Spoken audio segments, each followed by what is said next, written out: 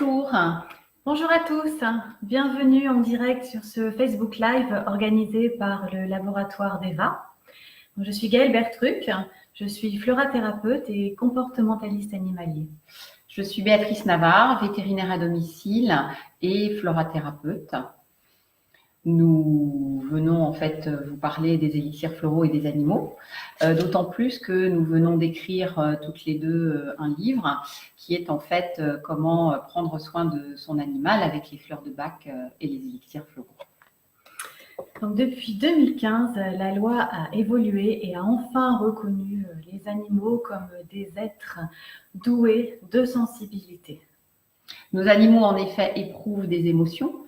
Les émotions leur permettent à l'origine de survivre à l'état sauvage notamment, de pouvoir aussi s'adapter à multiples situations. Ils éprouvent donc, comme nous, de la peur, de la tristesse, de la joie et d'autres émotions. Et aujourd'hui, en fait, la neurobiologie et l'imagerie nous ont permis même d'avoir des preuves du fait que les animaux ont des émotions.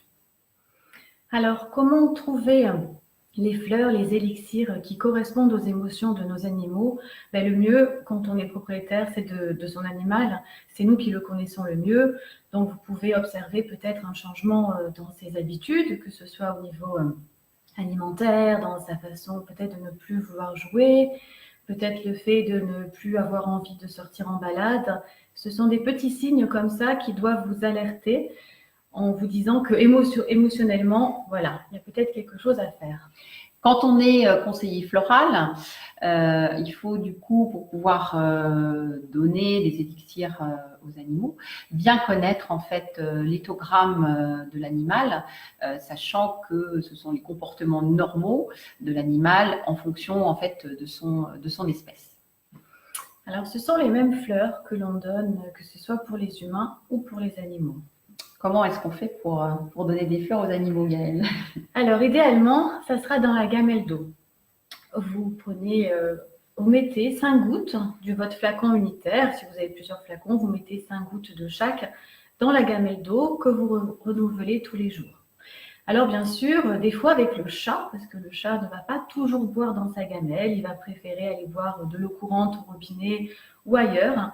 Dans ces cas-là, il peut être intéressant de faire plusieurs méthodes. Donc, vous pouvez mettre 2-3 gouttes, pareil, de chaque flacon directement dans la pâtée humide ou sur les croquettes s'il les prend assez rapidement. Sinon, vous pouvez aussi mettre quelques gouttes dans vos mains. Vous les frottez. Vous pouvez les appliquer le long des babines de l'animal, frotter derrière les oreilles ou au niveau de son encolure. L'intéressant va être de mixer ces différentes possibilités afin qu'ils puissent avoir plusieurs prises par jour, comme on fait pour nous avec les humains. Voilà, donc en fait, ce qui est intéressant, c'est qu'il puisse réellement y avoir une observance du traitement, c'est-à-dire que les propriétaires puissent vraiment donner suffisamment de gouttes pour que ça puisse être efficace.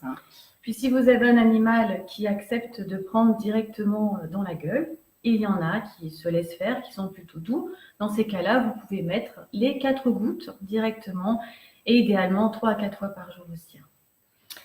Alors, on a prévu de commencer à vous parler déjà du composé qu'il faut avoir avec soi pour son animal, même avec soi pour la personne, à savoir le composé assistance, qui va s'utiliser aussi bien en préventif qu'en curatif, dans tout en fait ce qui est situation de stress.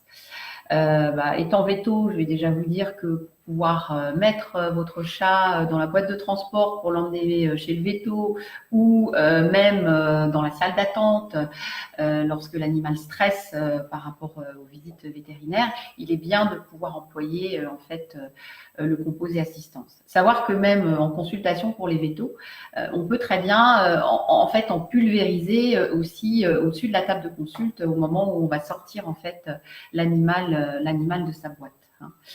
On peut l'utiliser aussi lorsqu'il y a des feux d'artifice, enfin, et dans tout ce qui est situation de choc, quand vous avez en fait malheureusement un petit chat sur votre balcon qui va suivre un oiseau et qui va du coup tomber de plusieurs étages, il va être en état de choc, et la première chose avant d'avoir des soins vétérinaires ou en même temps, vous pouvez tout à fait utiliser ce composé assistance.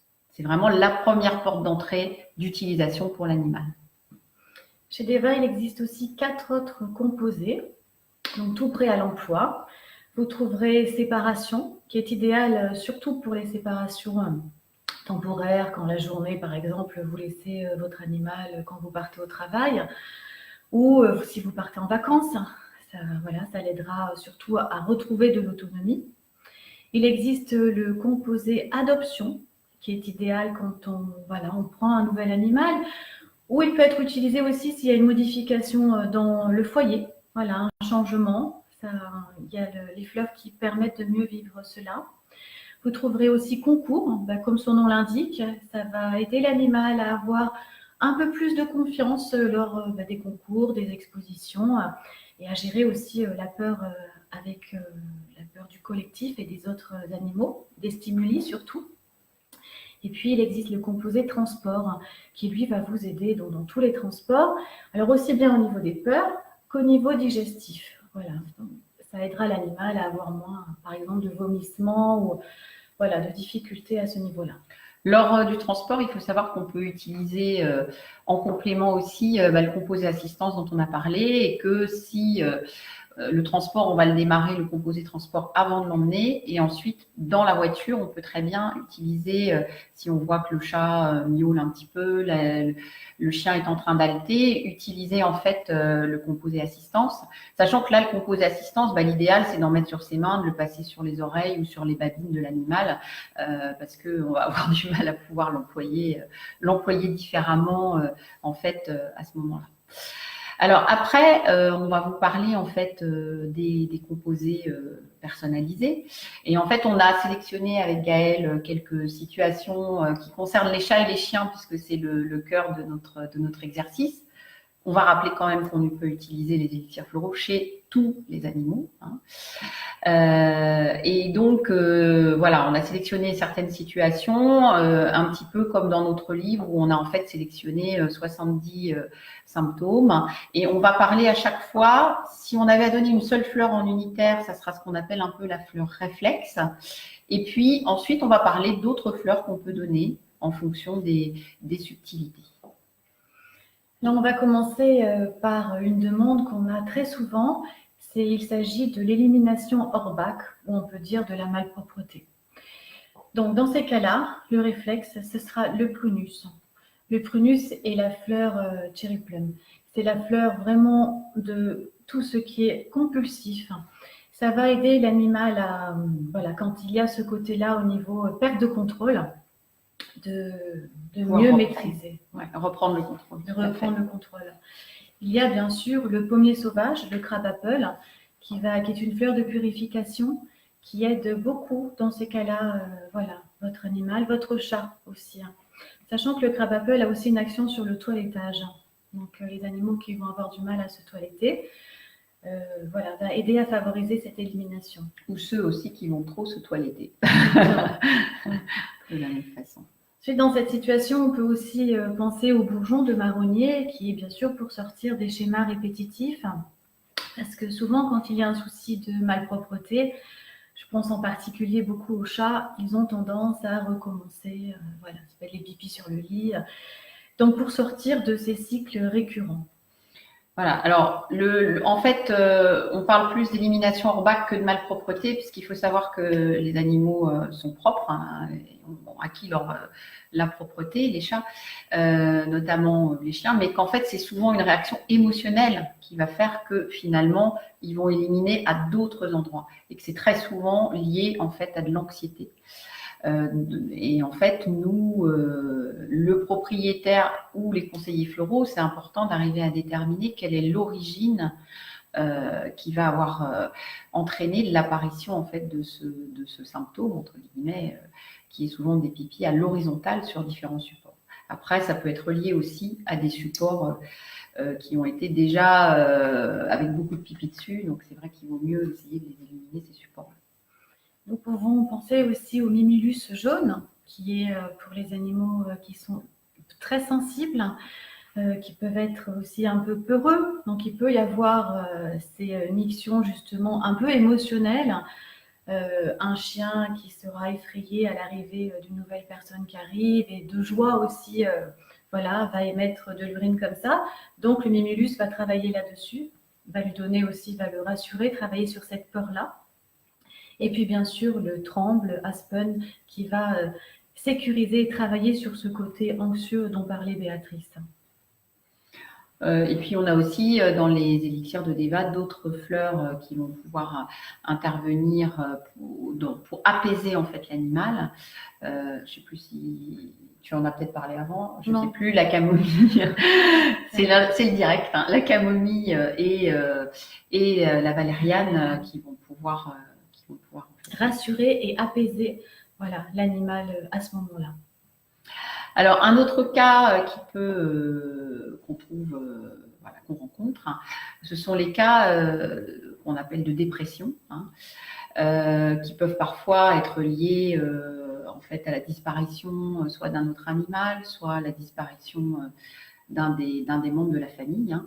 Les animaux étant éponges émotionnelles, ils vont être extrêmement sensibles à tout ce qui se passe autour, hein, et ils peuvent être affectés et vraiment réellement faire de réelles dépressions, hein, sur lesquelles mes confrères donnent des antidépresseurs, hein, et sur lesquels on peut donner des élixirs floraux.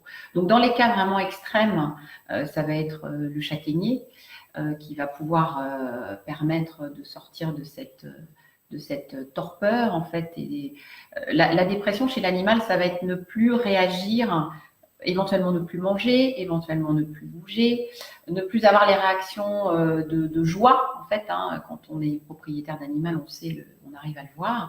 Et un préalable, c'est quand même de vraiment vérifier chez le vétérinaire qu'il n'y ait aucun souci, aucune pathologie en fait sous-jacente, et que ce soit vraiment quelque chose lié à l'émotionnel.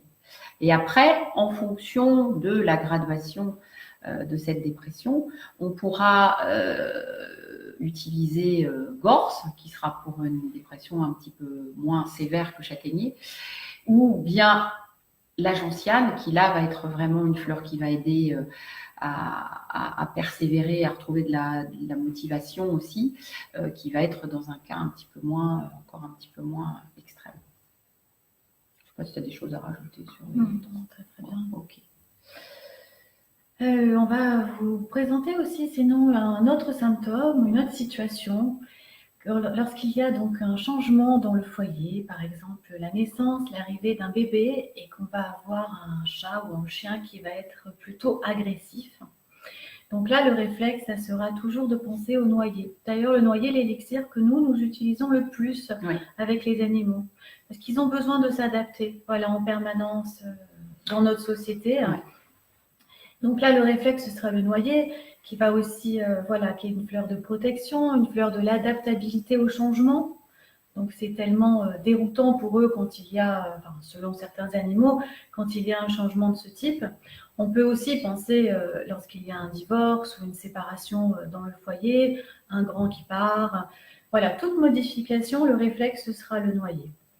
C'est vraiment la fleur. Moi, ce que je conseille aux propriétaires qui ne connaissent pas bien les élixirs, c'est d'avoir le composé assistance et le noyer. Et puis aussi l'étoile de Bethléem pour tout ce qui est choc. Mais vraiment noyer et assistance, c'est important.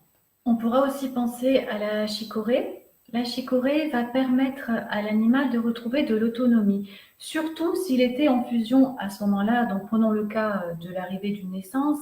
S'il était en fusion avec le maître, la maîtresse avant, et que tout à coup, en fait, il va avoir une perte d'attention. C'est ça qui va, souvent on parle de jalousie pour l'animal. C'est un peu délicat, il faut faire attention des fois à ne pas être trop dans l'anthropomorphisme. Là, ça sera vraiment le fait peut-être qu'on lui consacre moins de temps. Dans ces cas-là, la chicorée sera conseillée. Pareil donc pour le hou, qui est une fleur, bien sûr, on dit qui ramène de l'amour, hein, quand il y a de la jalousie aussi. Voilà, ça va aider à calmer ça, à apaiser. L'étoile de Bethléem, parce que cela peut être perçu comme un choc pour lui, donc il va falloir le rassurer. Nous pensons aussi à l'ortie. L'ortie qui est la fleur de l'unité familiale, qui permet justement, s'il y a des conflits, s'il y a tout ça, d'apaiser. Donc là, dans le cas d'un foyer, c'est très bien. Si il s'agit d'un chien qui va paraître un peu agressif, à la vigne aussi, surtout si c'est un chien qui peut avoir une tendance à être un peu dominant, comme on peut dire. Voilà, la vigne va calmer son côté un peu autoritaire. Et puis, on peut aussi trouver le cas d'un chien, je dirais plus un chien parce que ça arrive plus fréquemment, ou d'une chienne qui va être en surprotection du bébé. Donc dans ces cas-là, vous pouvez lui donner du marronnier rouge. Ça l'aidera parce que ça peut, une surprotection excessive peut engendrer aussi beaucoup des fois de morsures, des choses comme ça dans le foyer. Et puis en cas de morsure aussi, on a la gueule de loup aussi dans les composés, dans les unitaires contemporains hein, qu'on peut aussi utiliser, donc qui est la fleur vraiment liée à tout ce qui est mâchoire en fait.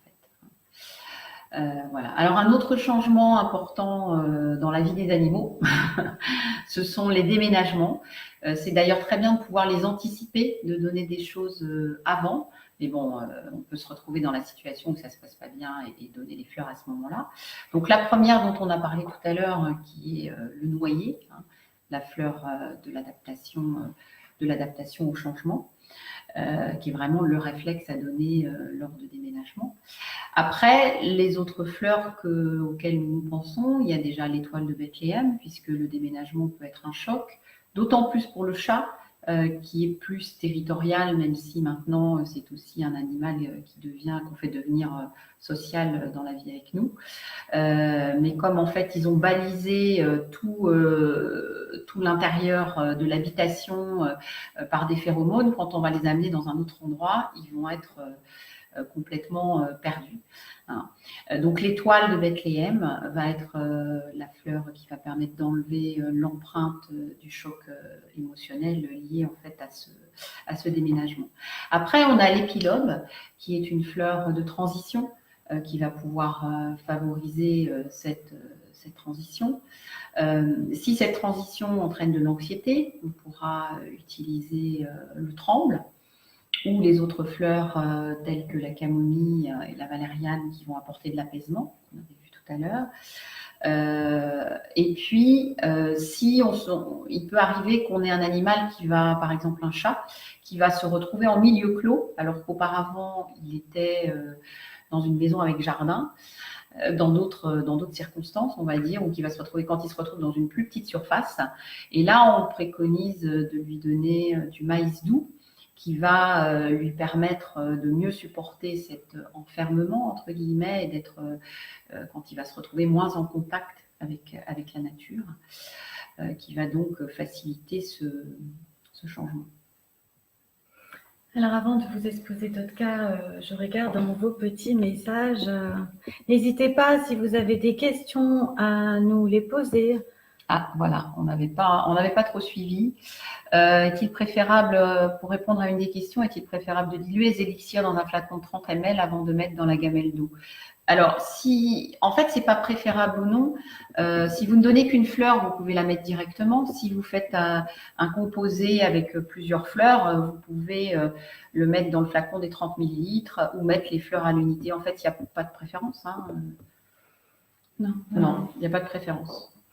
Donc, n'hésitez pas, si vous avez des questions, voilà, à nous envoyer pour qu'on y réponde. Je regarderai la suite tout à l'heure parce qu'il y en a plusieurs. Maintenant, on va vous parler des TOC. Les TOC, ce sont les troubles obsessionnels compulsifs qui sont malheureusement assez fréquents chez nos animaux de compagnie. Chez les animaux dans leur milieu naturel, c'est rare d'en avoir. Donc, là, alors j'entends par TOC, par exemple, ça va être, vous savez, ceux qui tournent, par exemple, pour attraper leur queue en permanence, le tournis. Ça va être des chiens qui vont se lécher les pattes antérieures jusqu'à avoir des zones dépilées. Voilà, toutes ces choses comme ça comportementales qui troublent quand on les voit. Les chats qui vont, entre guillemets, se dépoiler sur le ventre, l'arrière des pattes, ça, ce sont des choses qu'on rencontre fréquemment, hein, pour lesquelles il faut d'abord en effet éliminer une pathologie cutanée. Mais donc voilà, ça fait partie des TOC. Donc là, le réflexe, ce sera le prunus, qui est vraiment, donc comme on disait au début, c'est la fleur de la perte de contrôle. Quand ils sont dans ces moments-là, il faut les sortir en fait de cet instant, parce que là où c'est compliqué, c'est quand ils ne s'interrompent pas. J'ai déjà vu des chiens pendant 30 minutes se ronger les pattes antérieures. Donc le prunus va aider à sortir de la perte de contrôle. Bien sûr, là, il va falloir travailler en synergie de fleurs pour une meilleure efficacité. Le bourgeon de marronnier, qui permet donc de sortir des schémas répétitifs, va aider à casser donc ces rituels-là, parce que les TOC, ce sont des rituels qui apaisent l'animal, en fait. Donc, ce sont des animaux qui sont anxieux. Très souvent, c'est ça que nous trouvons, c'est l'anxiété. Donc, ils ritualisent afin de s'apaiser. Bien sûr, il faudra penser au pommier sauvage, donc, qui est une fleur de purification qui va beaucoup aider, surtout au niveau des plaies de léchage. Même si vous le mettez directement aussi sur la peau, il y a une amélioration quand on travaille comme ça directement sur la peau de votre animal. Pour apaiser donc le tremble, qui est pour nous la fleur de l'anxiété pour l'animal, vraiment qui rassure totalement ses angoisses, ses peurs, voilà, qui sont très larges chez lui. La camomille et la valériane, donc qui sont des fleurs d'apaisement et qui vont, voilà, comme le nom l'indique, calmer, rassurer. Vraiment apaiser. Alors, je lis une petite question de Brigitte. Que donner pour une mésentente entre deux chats? La fleur réflexe qu'on va donner, c'est l'ortie, hein, qui est la fleur de l'unité familiale. Et puis après, en fonction, il peut y avoir des choses à ajuster, puisqu'il peut y en avoir un qui est plus autoritaire, l'autre qui est un peu trop gentil. Et là, on peut avoir d'autres fleurs à donner, comme la vigne pour l'un, la centaurée pour l'autre. Mais en tout cas, c'est l'ortie qui peut être donnée en première intention. Hein. Donc ça, voilà, c'était un petit aparté. Pour les TOC, c'est bon. Pour les TOC, c'est bon. Alors, ce qu'on a aussi, voilà, on voulait vous parler aussi de la convalescence, que ce soit d'un animal, que ce soit après une longue maladie, que ce soit après une anesthésie. Je crois que, voilà. Donc là, on a sélectionné plusieurs fleurs hein, qui vont avoir des actions sur le physique et sur le psychique. La fleur pour nous réflexe, c'est l'olivier qui va redonner de l'énergie à l'animal, de la vitalité aussi bien au niveau physique que psychologique. Hein, s'il a fait un petit séjour en cage d'hospitalisation, voilà, c'est vrai que du coup, c'est pas mal de pouvoir lui donner l'olivier. Il y a aussi l'arnica qui va permettre de pallier au choc et qui va être la fleur de la régénération, qui va lui permettre de se régénérer. On a aussi dans les autres fleurs la brunelle qui va faciliter le processus en fait d'auto-guérison. Si on a un animal qui ressort, par exemple, avec un plâtre après une chirurgie osseuse, il va falloir éviter qu'il y ait trop de mouvement. Et sur des animaux jeunes qui sont plutôt impatients, l'impatience va avoir en fait toute sa place. Après, on a aussi l'amarante en cas de saignement ou de souffrance importante qui va pouvoir être utilisée. On peut penser aussi, parce que toutes ces fleurs qu'on vous présente, bien sûr, ne sont pas exhaustives. Voilà, nous, on vous conseille celles qui, pour nous, travaillant même en synergie de fleurs, sont les plus adéquates. Donc, on peut penser aussi au bouleau. Le bouleau qui va permettre à votre animal de se remettre en dynamisme. C'est une fleur qui permet au corps de reprendre un élan. Donc, après une convalescence ou des maladies chroniques, c'est intéressant, cette remise en mouvement du corps. Vous avez le charme, bien sûr, le hornbeam, qui est une fleur de vitalité, comme on dit, qui rebooste un petit peu le corps à ce moment-là. L'échinacée, qui est essentielle, c'est la fleur qui va travailler, remonter le système immunitaire. Et l'échinacée, je trouve, est intéressante aussi lorsqu'il y a eu une chirurgie. Par exemple, dans le cas de la stérilisation chez la femelle, elle permet, comme on dit, de restaurer l'intégrité. Alors, chez l'animal, ça va être cette intégrité corporelle. Parce que dès l'instant où donc voilà, une chirurgie, il y a une modification de son corps, l'animal qui est encore plus dans ses sensations, le perçoit de manière plus difficile que nous au niveau corporel. Donc, l'échinacée va permettre voilà, que petit à petit, ça aussi, en plus de l'immunité, ça se remette en place. On va penser à l'érable qui va travailler tout le circuit tout énergétique. Enfin, c'est vraiment la vitalité, refaire circuler l'énergie. Voilà, une fleur très physique, l'érable. Et puis la pensée parce qu'après toute chirurgie aussi, la pensée, c'est une fleur qui va aider à lutter contre les infections. Voilà, les infections virales. C'est une fleur qui, comme l'échinacée, va redonner de l'immunité dans le corps. Alors, je lis la question de Mathilde, qui je fais un petit coucou. En fait, dans quel cas donner la verveine à un chien? En fait, on donne de la verveine sur des chiens qui ont tendance à l'hyperactivité, qu'on peut associer aussi avec l'impatience. Autre question que je lis, c'est quand celui-ci aboie. Donc, en fait, pour les aboiements, tout dépend. Si c'est une demande d'attention, on va pouvoir donner de la bruyère. On va pouvoir donner aussi gueule de loup. Mais il va falloir déterminer en fait l'origine de l'aboiement exactement. Pareil, sauter sur l'humain. Alors, il y a quelque chose qu'on a oublié de dire, c'est qu'il est important de pouvoir mettre en place des mesures comportementales en même temps. Les fleurs ne vont pas pouvoir tout résoudre. Il va falloir aussi que l'humain se remette en question. Ça, c'est quelque chose qui est important pour pouvoir à la fois modifier des choses parfois dans l'environnement ou sa façon d'être avec l'animal, tout en donnant des fleurs. Voilà, on regarde un petit peu vos questions parce que là, oui, on a un petit peu terminé ce qu'on avait prévu. Que conseillerez-vous pour un cheval qui fait des déprimes saisonnières? Alors, déjà, nous ne sommes pas spécialisés dans les chevaux. Mais quand même, pour en avoir traité quelques-uns, je vous dirais le millepertuis.